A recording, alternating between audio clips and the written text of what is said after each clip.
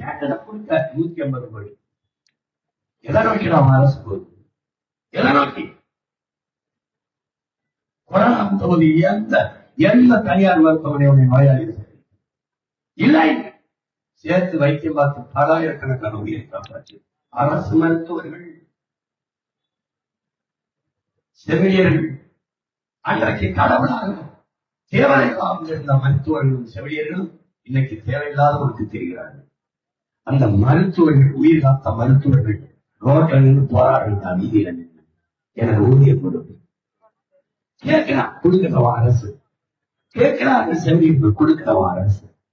நான் விளைய வச்ச நெல்லை வாங்கி கொள்முதல் செய்ய ஒரு சேமிப்பு கிடங்கு கட்டி சேமித்து வைத்துக்கோ, வீதியில விட்டு முளைக்க வைக்க அதன் வேளாண் குடிமகன் கேட்கிறாங்க, கொடுக்கல. கேட்கிறான், கொடுக்கல. நீ கேட்கல 5000 போடுறாங்க, நீ கேட்கல 2000 தான் இருக்கிறாங்க, நீ கேட்கல மூச்சியா பஸ் ஓட்டுறாங்க. என்னடா நடக்குது? ஏற்கனவே போக்குவரத்து துறையில 1 லட்சம் கோடி கட்டாரு.